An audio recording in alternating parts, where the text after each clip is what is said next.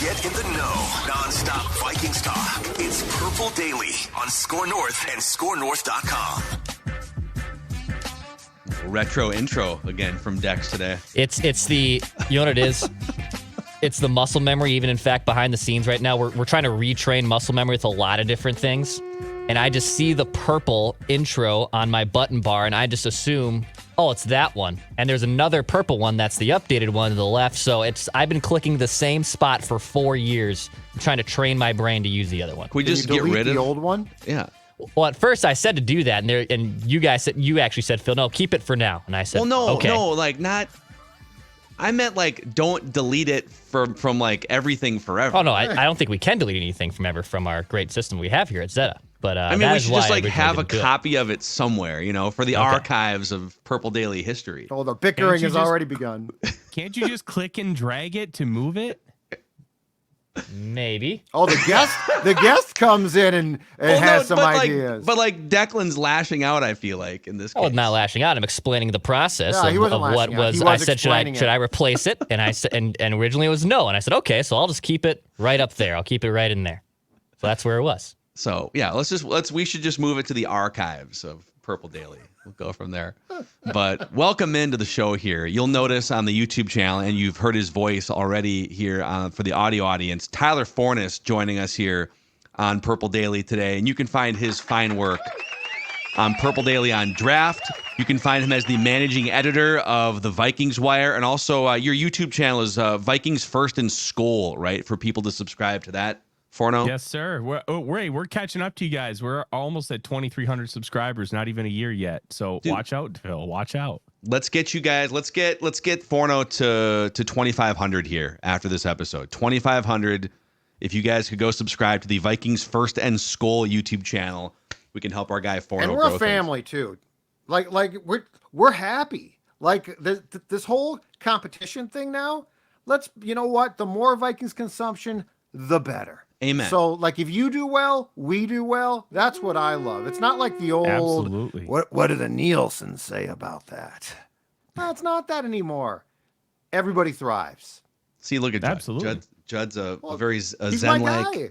I want to see my guy Forno do well. I think it's fantastic. Yes, I agree. Rising water. What is it they say? Like water raises tides, all boats rise. Rising tides rise for everybody when they rise. That's what it was. Exactly. Put it on the shirt. So, okay, Tyler was just in Alabama for Senior Bowl week, and there's a million things we want to talk about. We will do a mock draft simulation on PFF's simulator too, but let's start with quarterbacks.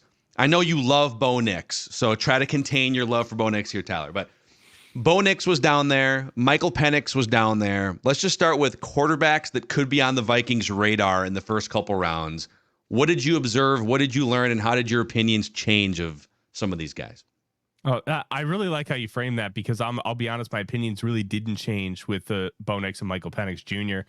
They didn't do anything to stand out or change the opinions of them. And I've had some people say, oh, you're just stubborn with your Bo Nix opinion. No, I have my opinion. I got it from the film. I got it from watching and studying Bo Nix. And there has been no data presented to me that's going to have me change it at this point. And the biggest thing with Nix, he was in an offense at Auburn, which a lot of people will remember that offense because Cam Newton won a Heisman Trophy in that offense. And they modified it a little bit because Cam Newton was so special on the ground, but it's a relatively vertical passing offense. And if you want kind of comparisons to what he was running at Auburn, go watch Central Florida. Like John Rice Plumlee, they're throwing the ball down the field. It is a vertical passing concept offense. And he massively struggled. Goes to Oregon, and they do a bunch of smoke and mirrors. His average depth of target is 6.9 yards, and 6.9 yards is putrid in college football. All of his contemporaries, over 10. Why? Why is Bo Nix only throwing 6.9 yards? Because he can't attack the intermediate levels of the field like you want an NFL quarterback to do. Like Kirk Cousins can go from 1, 2, 3, 4, and then hit the check down. Bo Nix goes 1 and then throws the check down. He does not process very well going from read to read. And a lot of what he does is this one read is going to come open at this point, get it there. And it's all smoke and mirrors. It's designed to hide the deficiencies. So I don't buy into them. And I know other big media analysts do. I don't understand that. I was hoping to be able to talk to some of them down in Mobile, but everybody's working. So it can be a little bit difficult to have some of those conversations. But I'm out on Bo Nix. Penix, it's about the same. Like, he still struggles when he gets interior pressure. His footwork is a little misaligned at times. And because of that sidearm release that he has, the ball can sail. You see that sometimes with Lamar Jackson. The sidearm release, if you don't have really clean footwork, that ball can sail on you really easily. And Penix has some of those issues, but he does throw a javelin and can really hit the deep ball with some precise accuracy. So there is good, but can you fix those issues? Can you fix footwork of a guy who's already 24 and you have to completely work that over? Now, a guy like JJ McCarthy, 21 years old, a lot less tread on the tires. And something that people don't think about, Penix has, I think it's like 800 more passing attempts in college. That doesn't include 3 extra years of college practices where you're throwing upwards of 100, 200 passes per practice. That quarterback coaches I've heard say it takes about 10,000 throws to completely change your mechanics for muscle memory purposes. When you have that type of mileage on, it makes it really difficult to be able to fix some of those things. So I still have Penix as a mid-second round grade. I have Bo Nix as a 4th. I didn't think they did anything, but the one guy who did, Spencer Rattler, South Carolina. Yeah, he was projected at one point to be the first overall pick in 2022. Then that 2021 season in Oklahoma happened. It felt like the entire university gave up and turned on Rattler. And then Caleb Williams comes in during the Red River rivalry, kind of takes over. But then he and Lincoln go out to USC. Spencer Rattler follows his old offensive coordinator, Shane Beamer, goes out to South Carolina, and he played behind an absolutely putrid offensive line. It was the 4 of us playing online there. It was really bad. And you could tell some of his decision-making suffered.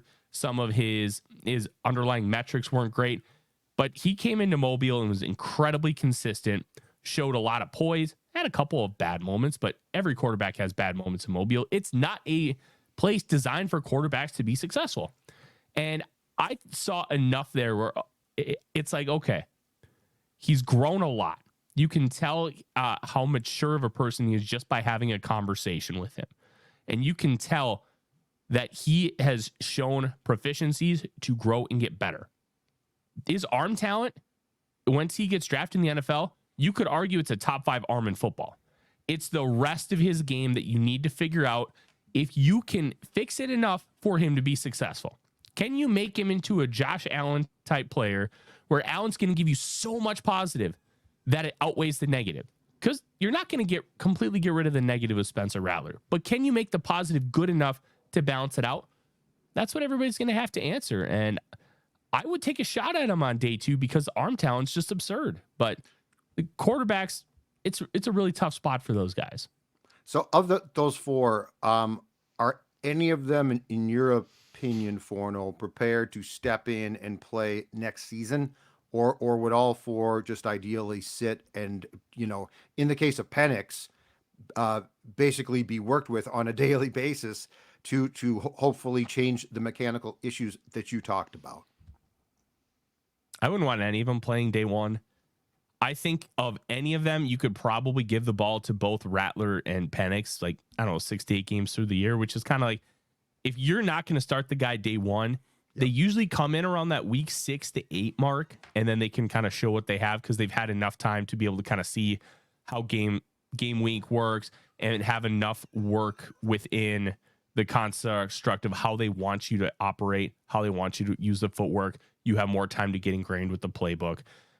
Bo Nix, I see him as a Chase Daniel type backup. I don't really like him at all, and I think a lot of the reason why people are going to like him is because of the success of Brock Purdy and how a limited quarterback, as far as like arm talent, this, that, and the other thing, can be successful.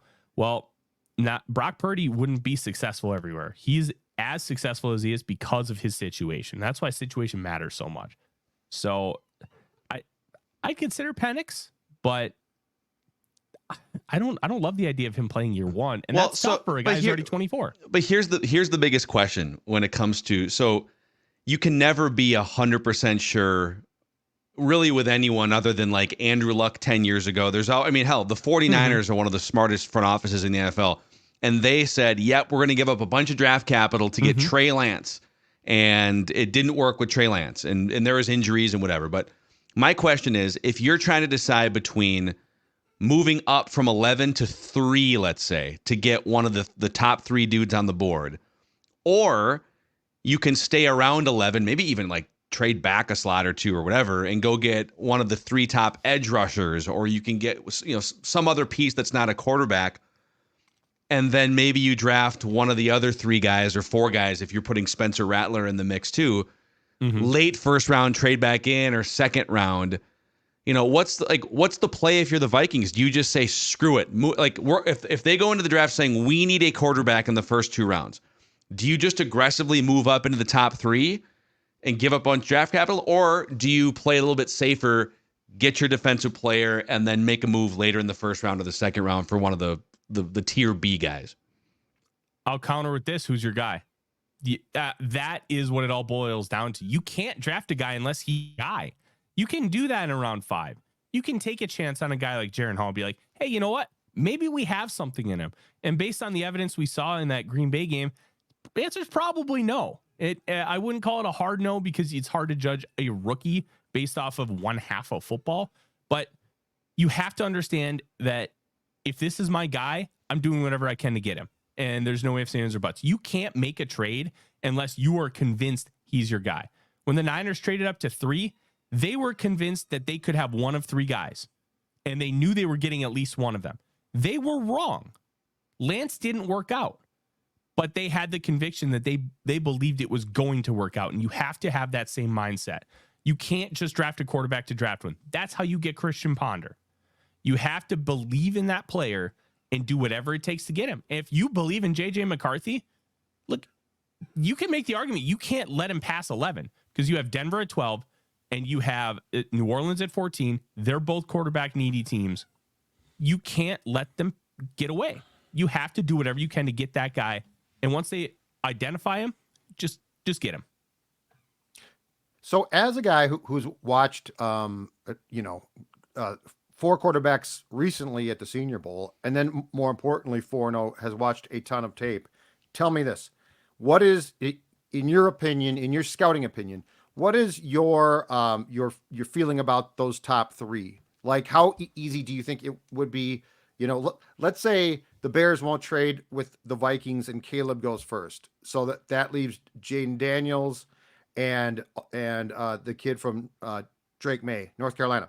What is your feeling about the separation there, and about the Vikings, in your opinion, should say one of those 2 guys is most definitely our guy, and then to Phil's point, that then potentially results in a major trade of draft capital going to, let's say, the Patriots at 3? Based on my evaluations, Drake May is currently number 2 on my board. Jaden Daniels is number 6. I have not fully watched Caleb Williams yet. That's going to come in time, but I'd be very comfortable with either one of those guys running this offense. I think May's ability to run quick game is going to help him out. He needs work, but a lot of that has to do with the fact that his offenses at North Carolina are just like an abomination of football. They're just terrible offenses. They're terrible for projection.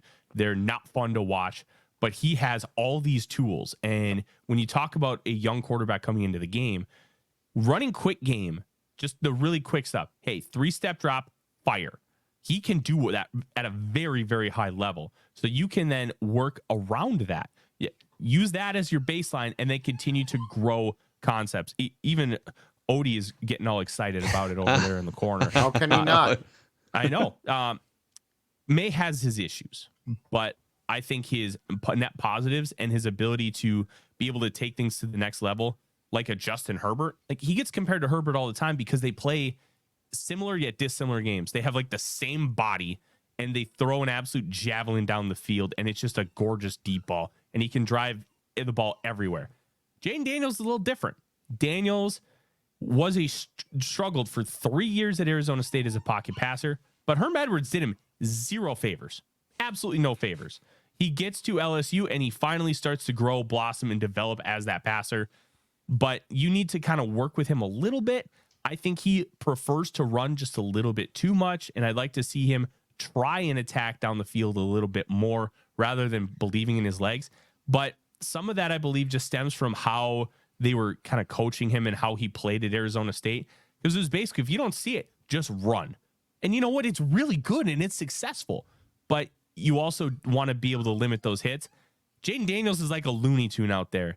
You watch his film, he takes the funniest hits. In the first game against LSU, he took like a quarterback draw. He jumped up against defenders and he basically got speared into the ground. And like these kind of hits are consistent. Yeah. Whereas you look at a guy like Lamar Jackson, he avoids hits better than anybody I've ever seen. And with how Daniels' frame is wiry, I want to see him really take that next step in his development and really focus on attacking the ball downfield with his arm rather than his legs. But there's a ton of talent to work with. And the fact that he is that dual threat adds an element that other guys just don't have. If you have the ability to run the football, it changes how defenses attack you, and it changes how many opportunities and different opportunities you have to attack the defense. So I would be very happy with either of those guys. If the Vikings could just trade up to 3, I'd feel very comfortable with it. It doesn't mean they do. And I think that can be the disconnect because they may only love one guy, and that guy might be out of reach.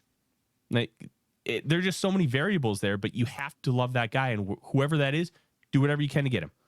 On Penix, real quick, just back to him. And you bring up some of the reasons why you have him kind of as a mid-second round grade. What do we know about the injury and health concerns? So he's had 2 major knee injuries. He's had shoulder. He's had 3 season-ending injuries in total. You brought up some of the football-related things like footwork and mechanics and things like that, but in just like who you've talked to and everything you've observed covering the NFL draft over the years, how projectable are his injury concerns from college to the NFL in your mind? Genuinely don't know. And that's the tough part. I haven't heard any form of real concrete data on what Penix's injuries are. I still remember 2 years ago, half of media was saying Carson Strong's knee was really good. The other half was saying that his knee was about to explode. Like, we just don't know. And how we're truly going to know is where Penix gets drafted. Yeah, because they'll have more medical information behind the scenes, and then he falls to the 4th round, and you'll know that, he's got arthritis or something. The one thing I've learned is it's not just about the information that gets released. Who's releasing it? Why do they want you to know? And what connections do they have to be able to provide you the information? Yeah. So, like, some reporters are very player friendly. Like Josina Anderson's probably the most player friendly reporter out there. Some have massive connections into front offices. So who's reporting it and why do they want you to know? Those are the big things that it's going to help you kind of determine what matters within the context of these medicals. Because if the player's agent is saying it, well, he's got an agenda. Everybody has an agenda. You just have to figure out what that is. Absolutely. Teams lie to reporters to put stuff out there in hopes that the kid does drop. And in fact, the Vikings, if they try to get Penix in the 2nd round, would have every reason to privately leak, hey, his knee didn't look good at all, right? But the thing about that is the combine becomes the absolute, for the team's, key place, because that's where doctors actually get to examine kids. My guess is that, again, and this has become consistent, Tyler, the majority of quarterbacks won't throw at the combine, but the medicals become the key. So I think once the combine is done, the information as far as Penix, like draftability, 1st round, 2nd round, 3rd round, will at least be determined by teams. But that's the danger is to your point, all of these agents and all of these teams have agendas. They leak stuff out that might be wildly incorrect. So we get the wrong stuff, but it's to try and affect the team. So this is what makes this a fun time, because it's just a gong show now as far as information goes. Absolutely. And you just have to have those critical thinking hats on. It's the same thing that we talk about with politics. Where if Republicans tell you something, well, what's their spin? Why do they want you to know this information? And it's the same with Democrats. Everybody has their own spin that they want to project forward onto you.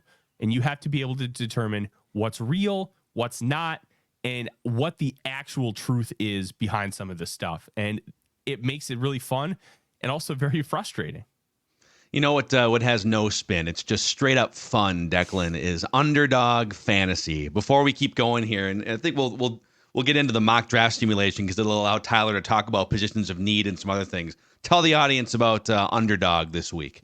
Yeah, that's right. There's actually there's picks you can make, even packs for the Super Bowl. So how about if you want to go heavy on San Francisco, you want to go higher on completion percentage, or maybe even lower on Pacheco rushing yards. You can do all this. You can get all these picks in now, lock them in before the game starts to take advantage of all the great props that are available at Underdog Fantasy for this week's Super Bowl. New users get a $100 deposit match with promo code SCORE, SKOR. So you get an easy little pick'em special too to help out that first parlay. Go to Underdog Fantasy, down the Underdog Fantasy app. Show us those winning slips. Promo code SCORE for first-time users for a $100 deposit match. Also, you heard Tyler's pup Odie in the background there, just whining away, probably wanting some Nutrisource, quite frankly, because that's what our dogs love here on Purple Daily, the official dog and pet food of Score North and Purple Daily, Nutrisource. There's Maya smiling because she knows she's going to get a giant scoop of that Nutrisource chicken and rice, boys. And there's Stella scowling, and she already had a second meltdown. She melted down yesterday. She's melted down now. You know what? She's decided that Pop is such a sucker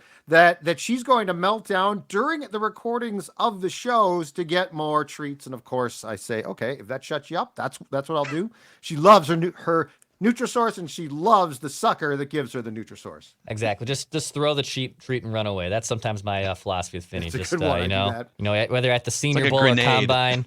Yeah, just here we go. No, Let's go. Go get it. What's your vertical, Vinny? How high can you jump? Hey, Odie loves his Nutrisource treats. So See? Game changer. See, look at that. 4 for 4. If you want your dog to be like our 4 dogs, NutrisourcePetFoods.com to find a Nutrisource retailer somewhere near you. Okay, I am going to... Am I sharing this yet? I don't think I am. So I'm going to share this for the YouTube audience. We'll do a little screen share here. We'll bring up the PFF mock draft simulator because this will allow Tyler to go deep on some of the day 2, day 3 prospects. I want a mock! So here we go, boys. Vikings at 11. We'll do 7 rounds, dude. We're going to put you on the spot. So you're going to talk about players that you can just make stuff up if you want to. Oh, he's hydrating. Oh, he's got the Gatorade hydrating. hydration This is bottle. the Kirk. This I is the would Kirk. never make stuff up. I would never insult the audience that way. Okay. That's If good I to don't know. know, I'm just going to tell you, I don't know. I mean, I don't know how far along you are in your, your draft prep here, but we're going to go 7 rounds. I've got 39 scouting reports already released on VikingsWire.com. Oh, No football for you. Inject it. I'll hit you If with you the want football links to sounder. them, just check out my pinned tweet. It's got the list into the database. You can see everything that I have, how everybody's ranked, and links to everybody's report. Vikings Wire. You can follow Tyler on Twitter to find out all the places that he produces content this draft season as well. So you're going to be the GM, and we're going to be like your scouts in the room that ask questions and pose scenarios. So before we start the draft, what do you want to do here? Do you want to call one of these teams? Do you want to stay at 11? General Manager Forno, what do you want to do here? I'm going to let the board fall to me. If we see by pick 5 that there's one of these quarterbacks falling, I want to try and take advantage of it. Okay. I do have enough faith in JJ McCarthy where I believe he can be a franchise guy. So I want to just kind of see how the board falls. I don't know if the Vikings are going to have the same opinion. McCarthy's going to be very, very divisive for a lot of reasons. But we'll kind of see what this ends up looking like. If So I'm assuming... So here's the first 3, just real quick. Caleb Williams, number 1 of the Bears. And then we got Drake May, number 2 to Washington. Malik Neighbors is the first receiver off the board to the Patriots from LSU. That's a surprise. I love Neighbors, but Marvin Harrison Jr. is a bigger and better version of Malik Neighbors. Cardinals are celebrating right now.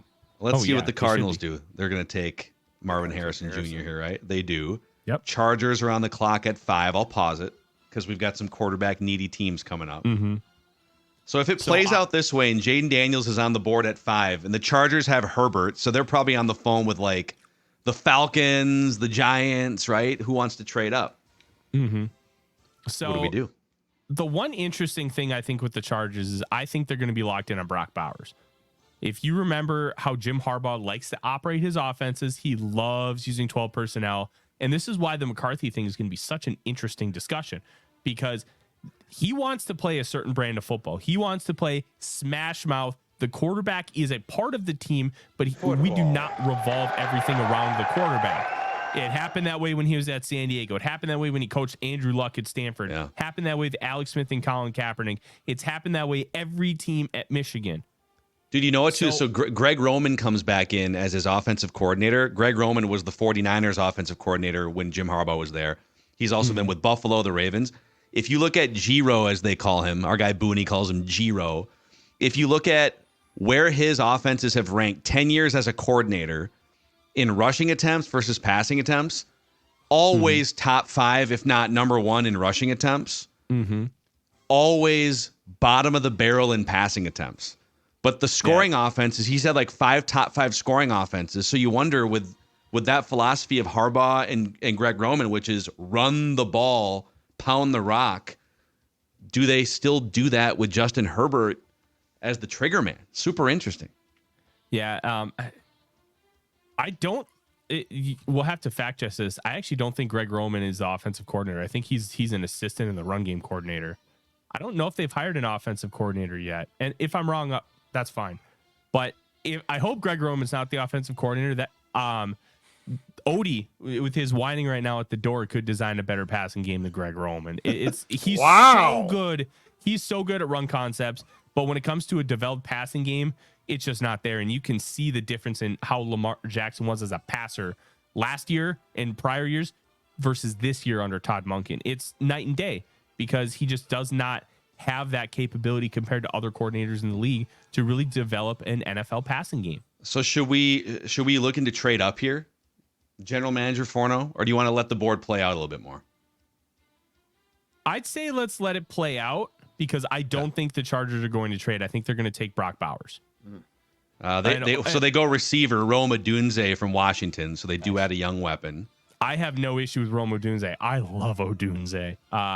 He gives me real DeAndre Hopkins vibes where, Odunze is going to run in the 4.3s, but everything he does is so smooth and his body control and just being able to go attack the football with ease and make it look like nothing is just impressive.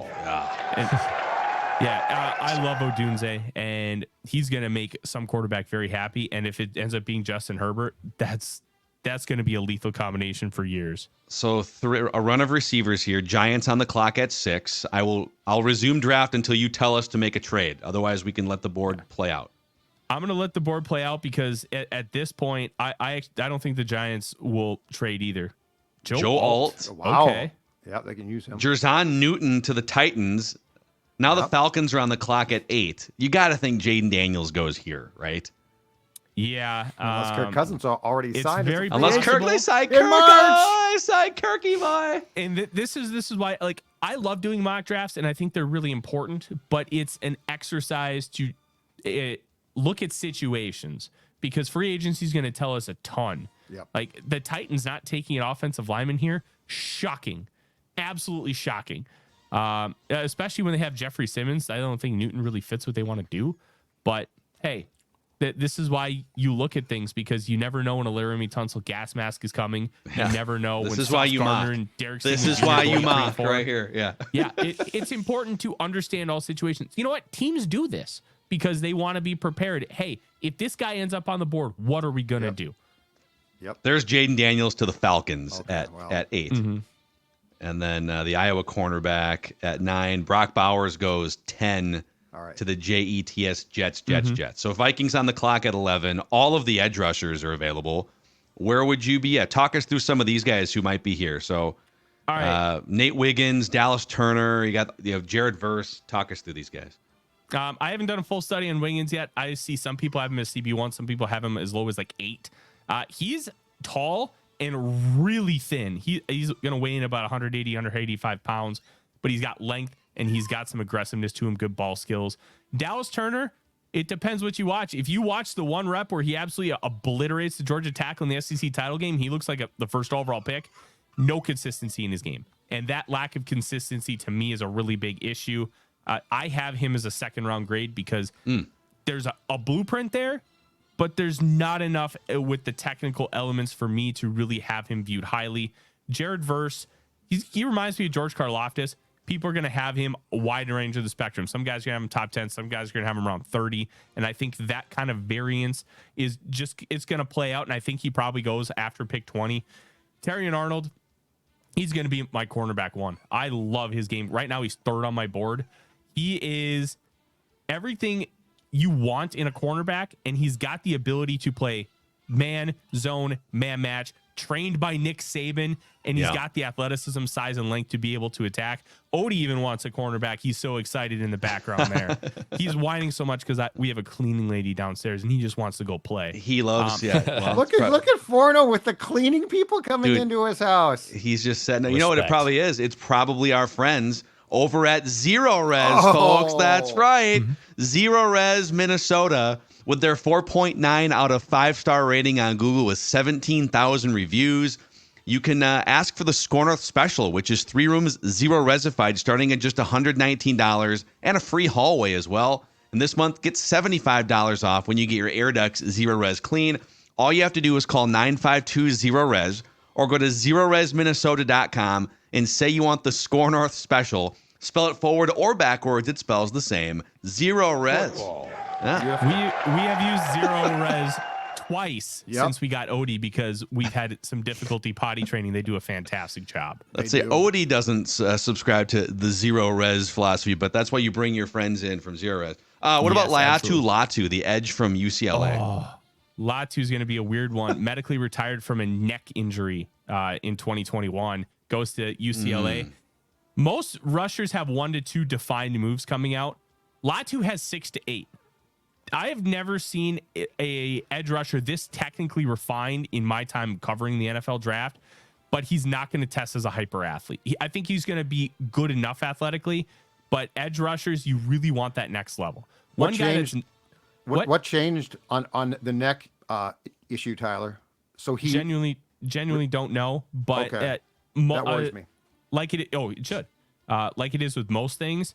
One doctor may say absolutely not. The other doctor is like, oh, I see good prognosis here. Okay. Like, that's pretty normal. I remember wrestling reference. Bryan Danielson, when he was with WWE, they had him medically retired due to concussions. It took him years, but he was able to get cleared by multiple outside doctors, and then he ended up coming back, and he's suffered, I think, 1 concussion since then. So theoretically, he's doing very well. So would you hear, just to, because we're going to move through and make some picks here. So we're sitting at 11. There are 2 teams interested in trading with us. Let's just see who those teams are. The Bengals the Giants at 39. We're not moving back that far. But the Bengals at 18. Is it worth moving back 7 slots here? Or would you stand pat and take one of these guys? So I think it'd be worth moving back. I'll say this. There's no way the Bengals trade up. They don't trade up. They've never traded up. They don't trade. And for me, I just don't see it being realistic to trade with the Bengals. But I think the general construct of moving back to about 18, because I don't think the prospects are going to be tenfold different going from 11 to 18 than they would at other points in the draft. Because you're probably going to have one of Dallas Turner, Jared Verse, Terrion Arnold there. And there are still some other really good prospects. Like, there is a good chance that like 4 offensive linemen go in that range. Dane Brugler had 11 offensive linemen in his first mock draft. That's not a mistake. This offensive line class is absurd. What would it take here? So just realistically, it's telling us that you obviously swapped the 11 and the 18. The Bengals would kick in their 2nd round pick. Is that too lofty? Should we see what happens? To go up 7 spots in the first round. I don't have the Rich Hill trade chart in front of me, but that feels about right. Okay. Let's see. Let's offer this trade and see what happens here, boys. Trade accepted. Okay, we picked up an extra second round pick.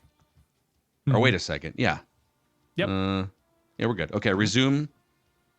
We're going to go through here, and then we're going to make our pick at, I'm just going to go turbo here. Awesome, but we're back on the clock at 18. So the edge rushers those 3 edge rushers have all gone. Bo Nix just went as the 4th quarterback off the board. And that puts the Vikings back on the clock here. Give us a player that you want to take here, Tyler, at 18.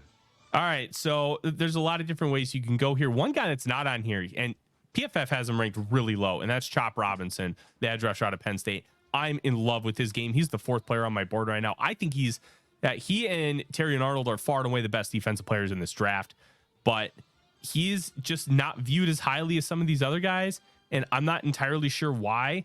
Like Darius Robinson is a guy I absolutely love too. He's the archetype of JJ Watt. He's not JJ Watt as a player, but the versatility of being able to move inside a 3 technique, go all the way out to a wide 9, and with his 34 and 6/8 inch arms, he can do a lot of different things to help maximize your team. That's a guy I want to take in round 2. When I look at the board, Quinyon Mitchell's fascinating to me. He played a lot of off coverage at Toledo, mainly cover 3 match kind of stuff, and he was really good at it. Never was asked to play press. He goes to Mobile and dominates in press, losing 1 rep, and that was to Roman Wilson, who's arguably the best player at the Senior Bowl. I love what Mitchell brings to the table.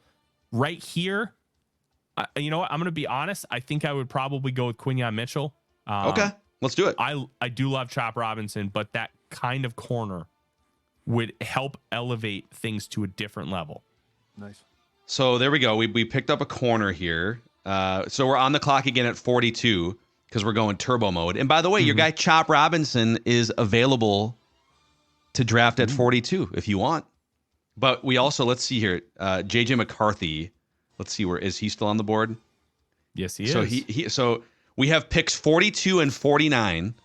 Do you go JJ McCarthy here and then cross your fingers on Chop Robinson, or trade back up to get a Chop Robinson? If you believe in the quarterback, you take him. Because I thought you had moved it back down to slow mode. I thought I was gonna try and trade up from JJ McCarthy, because I think the Teddy Bridgewater idea with McCarthy makes a lot of sense if you really evaluate how the draft board's going to fall. Yeah. I don't know where McCarthy ends up going. My guess, he goes in the 1st round no matter what. So the Vikings may have to just take him at 11 if they really want him, theoretically. And we can have the conversation. Is he worth it or is he not? All day long. I'll tell you this much. If you believe in the guy, there's no price too high to pay, because he's gonna come in with Addison, Jefferson, and have Darrison O'Neal as his bookend tackles. Yeah, it's a great situation. It's a phenomenal situation. Yeah, and for the purposes of this exercise, he is available right now at 42. So we're going to take him, guys. We just got our quarterback in now, JJ let's McCarthy. see if Chop stays available. I'm going to pause this just to see here. So we're at 48. Well, unless the Jaguars take him, your guy Chop Robinson is still available too. Yeah. Chop Robinson's 4th on my board. Honestly, I should have taken him in the 1st round. Oh, we could get it. If we think the Jags aren't going to take him, then we could just trade up with the Jags. Yeah, just to make sure. Let's trade up with the Jags. Offer 230 and see if you can make that happen. It says it will be accepted. Okay. It's a 7th round pick for 1 spot. There we go. We're back. Chop Robinson. Welcome to the Vikings. There we go, boys. Okay. Chop Robinson should be the first defensive player off the board, but he's not going to be, and that makes me a little sad, but now you can live with it. So now we have an edge rusher, we have cornerback, and we have the quarterback of the future. Yes. Pretty good here. I would like to know how much work the Vikings have done on the defensive line and the edge room to really know where we should go with this pick. But there's a lot of things we can do at 108. What about running backs? Running backs around sort of like, because what are we now in the 4th round here? Mm-hmm. Who are some of your like early day 3, late day 2, early day 3 running backs that could be sitting out there? Let me tell you about a guy who's going to be compared a lot to Christian McCaffrey. His name is Dylan Labe from New Hampshire. He's not Christian McCaffrey, but people talk about using Christian McCaffrey as like a slot receiver and being super multiple with all these weapons. They actually used Labe as a slot receiver at New Hampshire. I talked to him in Mobile, and what he told me was, because I asked him, like, the development of a player like yourself, running backs don't learn how to be slot receivers. That's just not how you coach. So I asked, how did that happen? He's like, well, they knew I knew the running back playbook well enough, and I was 100% good to go there. So like, just go learn how to play slot. So he did. Against Central Michigan, he caught 12 passes for nearly 300 yards. We're talking slot fades out. So he caught 68 passes for 708 yards as a running back. Wow. Interesting. But he's catching passes significantly out of the slot. I really like him. I think this point in the draft is probably a little too high, especially because it's not just about what the talent is. It's about being able to maximize your value. But I'll say this. Bucky Irving is on the board. I'm slamming Bucky Irving. I am let's do it. Very, very high on Bucky Irving. He's back. Obviously, the got former him, dude. Gopher. He almost got a first-round grade from me. He only weighs 195 pounds, looks a little slender, but it doesn't really impact him. And in a world where you're not going to have a bell cow, having a guy that has that kind of contact balance, that has the explosiveness of Bucky Irving, I'm in. I absolutely love his game. He's probably going to end up being my top running back. Talk dirty, Tyler. Right. Yes. Now Let's where go. are we at? Football. Okay. We got we're on the clock at 129. I would say in terms of, I mean, it's not all about need here. I think best player available probably screams pretty loudly too. But, you know, if there was an interior defensive player, like a defensive tackle, linebacker is pretty weak. And I would say, once again, guard depth remains a question for the Vikings too. Zach Zinter is sitting here from Michigan as the number one player on this board. Football again, though. Well, that could be a problem, you know. If you're looking Well, it's a genuine question because at Ohio State, he suffered a really bad fracture of his leg, and there were some rumors that he may never play football again. And you know what? He may be just fine. We don't know, and until we have a little bit more information on his health development, I just want to stay away. Christian Boyd from Northern Iowa is a very intriguing prospect. Went to the Shrine Bowl and was one of the real standouts. there you go, He's on Judd. my 317 listed, which means he's more than 317. Oh, he brings the heft. This is what Judd wants, Tyler, is like just like a 320 pound, you know, just someone who can clog up the middle. Clogger, just clogs everything. Look, if you haven't heard of Tavondre Sweat, you need to. He chose not to weigh in at the Senior Bowl. He's listed by Texas as 6'4", 362. He's a big boy. His listed weight is just 4 exclamation Why points. didn't he weigh in? Dude, you be proud of it. Well, it's something that can really impact your draft stock because at a certain point, it's not being proud of it. It's scouts will dock you for it. Okay. Well, should we go Christian Boyd here? Not me. I like the idea of Christian Boyd. I think he can be a nice compliment. If you have an opportunity to get Tavondre Sweat, I would absolutely love that. I talked to him in Mobile and I asked him because he weighs 362 plus. And I'm like, why are you playing a three technique? 80% of his snaps are a three technique, not nose. No, he's a nose. And he, you know, these guys are so media trained. He didn't really give me a great answer. So I asked him, I'm like, what did NFL evaluators tell you about how your game will project? And he's like, just F stuff up. Mike, just works. An all-time great answer. That works. All-timer. That works for life. It does. Yeah. What's your strategy in life? Just go F stuff up. That's So on Friday night when you hit the bars, what do? I just F stuff up. Yeah. So, okay. Hey, we got 4 more picks and we have about 5 minutes here. So let's make 4 more picks here. And we'll do this again with you, Tyler. So you'll definitely get multiple cracks at this. The 148. We're on the clock with the 148. You know, I think there's a couple linebackers here. J.D. Bertrand from Notre Dame, Cedric Gray. They definitely need linebackers, if nothing else, for special teams purposes. So the one interesting thing about this linebacker class is you could legit have 10 evaluators give you 10 different names. There is no true standout. There's a lot of guys who are interesting, but there might not be a linebacker taken until like pick 50. It's just not a strong class. And if there's anything we've learned over the past year of football, linebackers are becoming increasingly more important in today's game. If I were to make a pick here, I like Cedric Gray a little bit. I think he can do multiple things for you. And it gives you some depth at a position that you need to fortify in some way, shape, or form. We're back here with the 160th pick, the 160th pick. Mm-hmm. Luke McCaffrey. Throw up receivers for me. Luke McCaffrey. Let's see here. Yeah, you're right, because they are going to lose KJ Osborne, almost certainly. Powell is a free agent as well. Mm-hmm.